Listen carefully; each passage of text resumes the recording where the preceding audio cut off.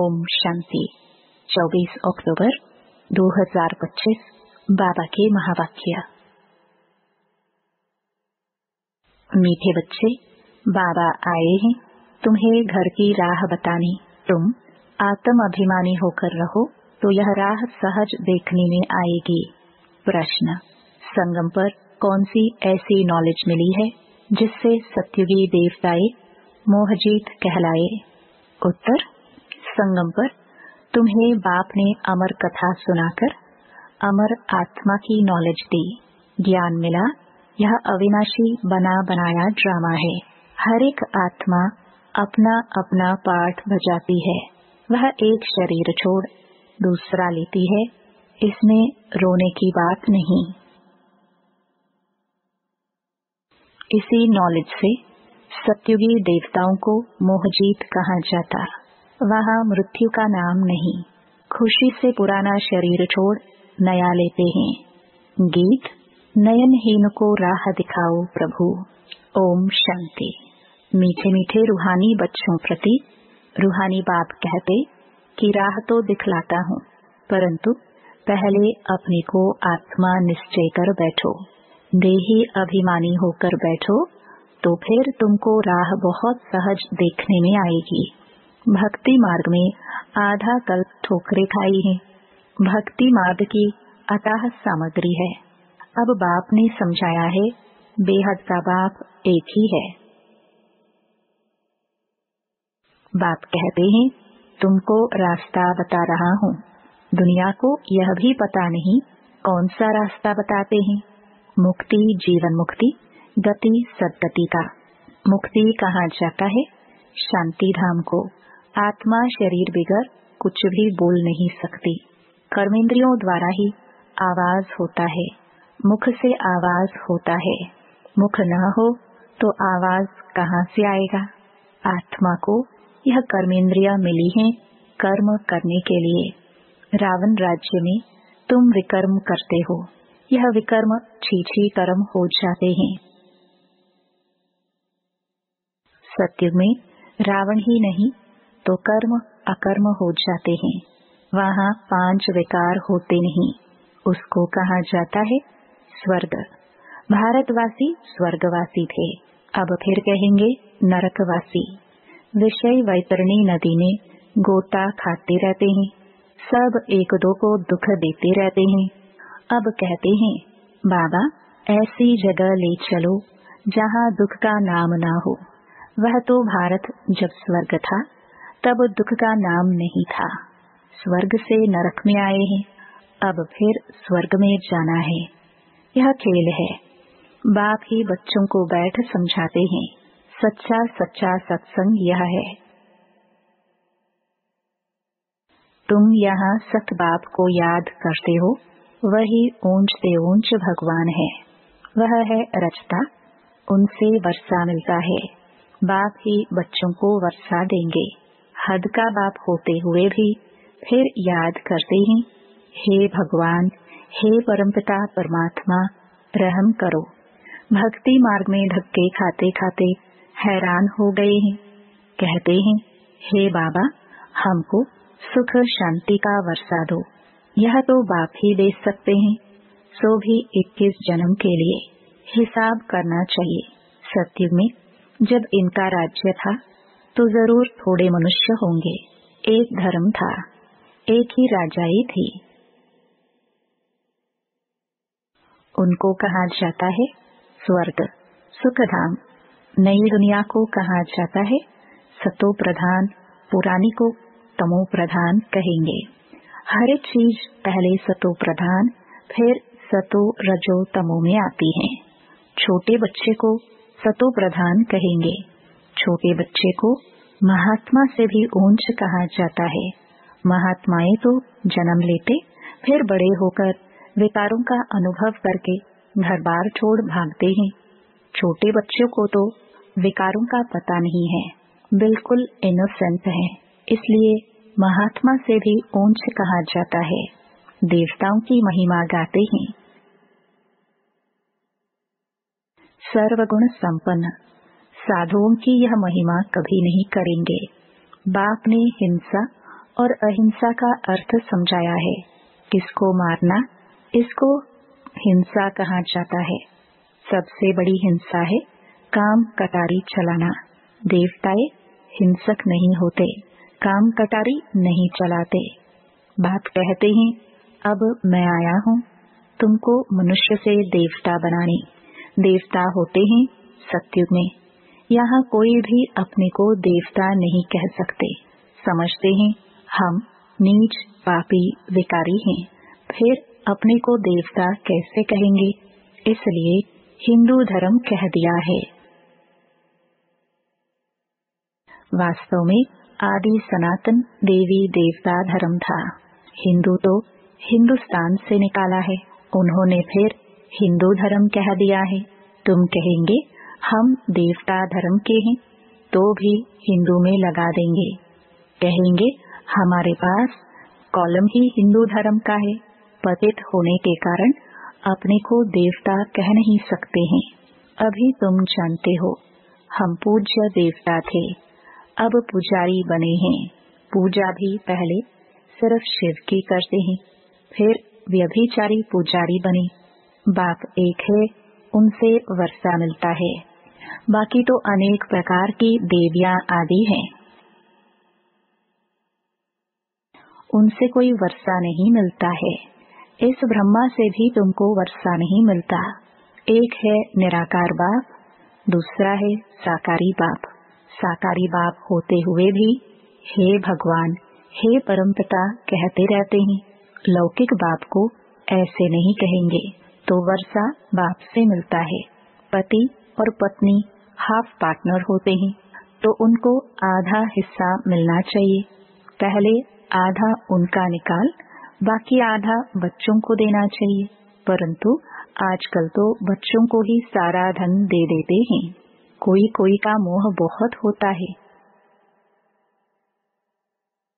समझते हैं हमारे मरने बाद बच्चा ही हकदार रहेगा। आजकल के बच्चे तो बाप के चले जाने पर माँ को पूछते भी नहीं। कोई कोई मातृ स्नेही होते हैं, कोई फिर मातृद्रोही होते हैं।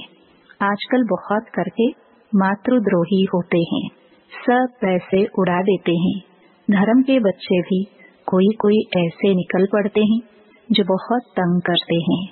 अब बच्चों ने गीत सुना, कहते हैं बाबा हमको सुख का रास्ता बताओ जहाँ चैन हो। रावण राज्य में तो सुख हो न सके। भक्ति मार्ग में तो इतना भी नहीं समझते कि शिव अलग है, शंकर अलग है। बस माथा टेकते रहो, शास्त्र पढ़ते रहो। अच्छा, इससे क्या मिलेगा? कुछ भी पता नहीं। सर्व के लिए शांति और सुख का दाता तो एक ही बाप है। सतयुग में सुख भी है तो शांति भी है। भारत में सुख शांति थी, अब नहीं है। इसलिए भक्ति करते दर दर धक्के खाते रहते हैं। अभी तुम जानते हो शांति धाम सुख धाम में ले जाने वाला एक ही बाप है। बाबा हम सिर्फ आपको ही याद करेंगे, आपसे ही वर्षा लेंगे। बाप कहते हैं देह सहित देह के सर्व संबंधों को भूल जाना है, एक बाप को याद करना है। आत्मा को यहाँ ही पवित्र बनना है। याद नहीं करेंगे तो फिर सजाएं खानी पड़ेंगी, पद भी भ्रष्ट हो जाएगा। इसलिए बाप कहते हैं याद की मेहनत करो। आत्माओं को समझाते हैं। और कोई भी सत्संग आदि ऐसा नहीं होगा जहाँ ऐसे कहे हे रूहानी बच्चों, यह है रूहानी ज्ञान जो रूहानी बाप से ही बच्चों को मिलता है। रूह अर्थात निराकार। शिव भी निराकार है ना। तुम्हारी आत्मा भी बिंदी है, बहुत छोटी, उनको कोई देख न सके सिवाय दिव्य दृष्टि के। दिव्य दृष्टि बाप ही देते हैं। भगत बैठ हनुमान गणेश आदि की पूजा करते हैं। अब उनका साक्षात्कार कैसे हो? बाप कहते हैं दिव्य दृष्टि दाता तो मैं ही हूँ। जो बहुत भक्ति करते हैं तो फिर मैं ही उनको साक्षात्कार कराता हूँ, परंतु इससे फायदा कुछ भी नहीं। सिर्फ खुश हो जाते हैं। पाप तो फिर भी करते हैं, मिलता कुछ भी नहीं। पढ़ाई बिगड़ कुछ बन थोड़े सकेंगे। देवताएं सर्वगुण संपन्न है, तुम भी ऐसे बनो ना। बाकी तो वह है भक्ति मार्ग का साक्षात्कार। सचमुच श्री कृष्ण से झूलो, स्वर्ग में उनके साथ रहो।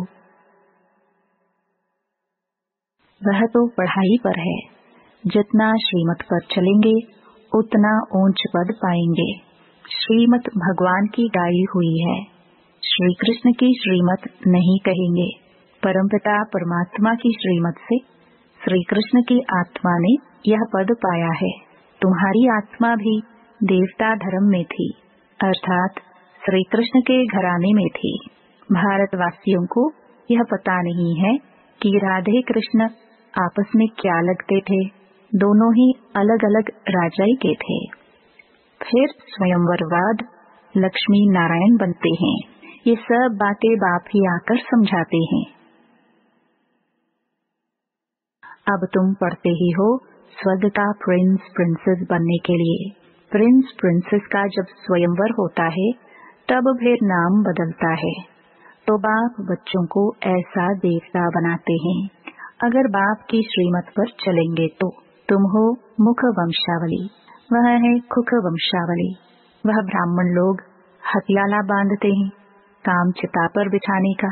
अभी तुम सच्ची सच्ची ब्राह्मणियां काम चिता से उतार ज्ञान चिता पर बिठाने हथियाला बांधते हो, तो वह छोड़ना पड़े। यहाँ के बच्चे तो लड़ते झगड़ते पैसा भी सारा बर्बाद करते हैं।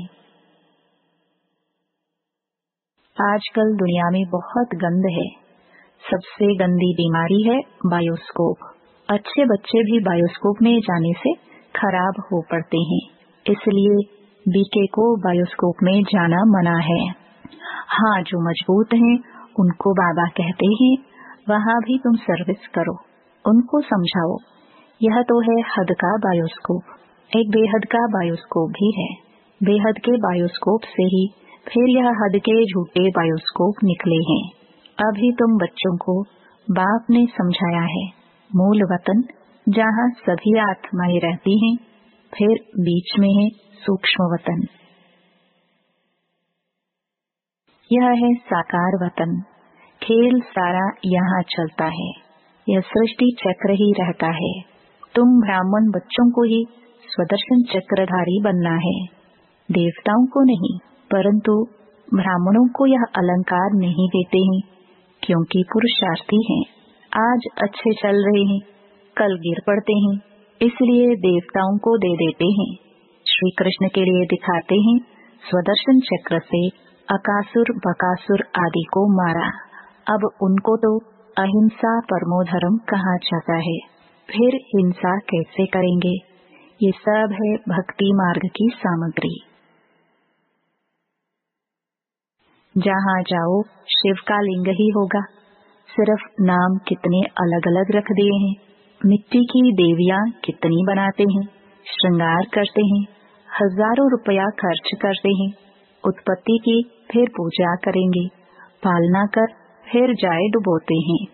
कितना खर्चा करते हैं गुड़ियों की पूजा में, मिला तो कुछ भी नहीं। बाप समझाते हैं यह सब पैसे बर्बाद करने की भक्ति है। सीढ़ी उतरते ही आए हैं, बाप आते हैं तो सबकी चढ़ती कला होती है। सबको शांति धाम सुख धाम में ले जाते हैं।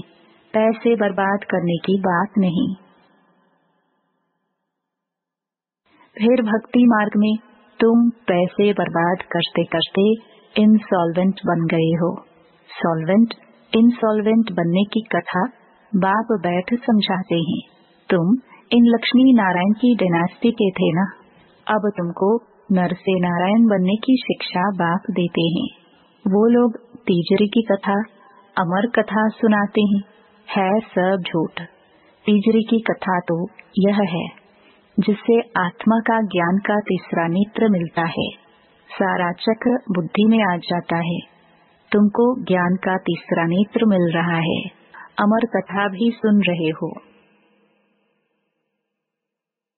अमर बाबा तुमको कथा सुना रहे हैं, अमरपुरी का मालिक बनाते हैं। वहाँ तुम कभी मृत्यु को नहीं पाते। यहाँ तो काल का मनुष्यों को कितना डर रहता है, वहाँ डरने की रोने की बात नहीं। खुशी से पुराना शरीर छोड़ नया ले लेते हैं। यहाँ कितना मनुष्य रोते हैं, वह है ही रोने की दुनिया। बाप कहते हैं यह तो बना बनाया ड्रामा है। हर एक अपना अपना पार्ट बजाते रहते हैं। यह देवताए मोहजीत है ना। यहाँ तो दुनिया में अनेक गुरु हैं, जिनकी अनेक मतें मिलती हैं, हर एक की मत अपनी। एक संतोषी देवी भी है जिसकी पूजा होती है। अब संतोषी देवियां तो सत्युग में हो सकती हैं, यहाँ कैसे हो सकती? सत्युग में देवताएं सदैव संतुष्ट होते हैं। यहाँ तो कुछ न कुछ आश रहती है, वहाँ कोई आश नहीं होती। बाप सबको संतुष्ट कर देते हैं। तुम पदम पति बन जाते हो। कोई अप्राप्त वस्तु नहीं रहती जिसकी प्राप्ति की चिंता हो। वहाँ चिंता होती ही नहीं। बाप कहते हैं सर्वथा सद्गति दाता तो मैं ही हूँ। तुम बच्चों को 21 जन्म के लिए खुशी ही खुशी देते हैं। ऐसे बाप को याद भी करना चाहिए। याद से ही तुम्हारे पाप भस्म होंगे और तुम सतो प्रधान बन जाएंगे। यह समझने की बातें हैं। जितना औरों को जास्ती समझाएंगे उतना प्रजा बनती जाएगी और ऊंच पद पाएंगे। यहाँ कोई साधु आदि की कथा नहीं है। भगवान बैठ इनके मुख द्वारा समझाते हैं। अभी तुम संतुष्ट देवी देवता बन रहे हो। अभी तुमको व्रत भी रखना चाहिए, सदैव पवित्र रहने का, क्योंकि पावन दुनिया में जाना है तो पतित नहीं बनना है। बाप ने यह व्रत सिखाया है।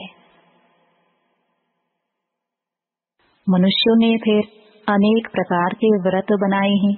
अच्छा, मीठे मीठे सिखिलदे बच्चों प्रति माता पिता बाप दादा का याद प्यार और गुड मॉर्निंग। रूहानी बाप की रूहानी बच्चों को नमस्ते। धारणा के लिए मुख्य सार। पहला, एक बाप की मत पर चल, सदा संतुष्ट रह, संतोषी देवी बनना है। यहाँ कोई भी आश नहीं रखनी है। बाप से सर्व प्राप्तियां कर पदम पति बनना है। दूसरा, सबसे गंदा बनाने वाला बायोस्कोप सिनेमा है। तुम्हें बायोस्कोप देखने की मना है। तुम बहादुर हो तो हद और बेहद के बायोस्कोप का राज समझ दूसरों को समझाओ। सर्विस करो। वरदान, पुरुषार्थ और सेवा में विधि पूर्वक वृद्धि को प्राप्त करने वाले तीव्र पुरुषार्थी भव। ब्राह्मण अर्थात विधि पूर्वक जीवन। कोई भी कार्य सफल तब होती है जब विधि से किया जाता है। अगर किसी भी बात में स्वयं के पुरुषार्थ या सेवा में वृद्धि नहीं होती तो जरूर कोई विधि की कमी है। इसलिए चेक करो कि अमृत वेले से रात तक मनसा वाचा कर्मणा वह संपर्क विधि पूर्वक रहा, अर्थात वृद्धि हुई। अगर नहीं तो कारण को सोचकर निवारण करो, फिर दिल शिकस्त नहीं होंगे। अगर विधि पूर्वक जीवन है तो वृद्धि अवश्य होगी और तीव्र पुरुषार्थी बन जाएंगे। स्लोगन, स्वच्छता और सत्यता में संपन्न बनना ही सच्ची पवित्रता है। अव्यक्त इशारे। स्वयं और सर्व के प्रति मनसा द्वारा योग की शक्तियों का प्रयोग करो। जहाँ वाणी द्वारा कोई कार्य सिद्ध नहीं होता है तो कहते हो यह वाणी से नहीं समझेंगे। शुभ भावना से परिवर्तन होंगे। जहाँ वाणी कार्य को सफल नहीं कर सकती वहाँ साइलेंस की शक्ति का साधन शुभ संकल्प, शुभ भावना, नयनों की भाषा द्वारा रहम और स्नेह की अनुभूति कार्य सिद्ध कर सकती है। ओम शांति।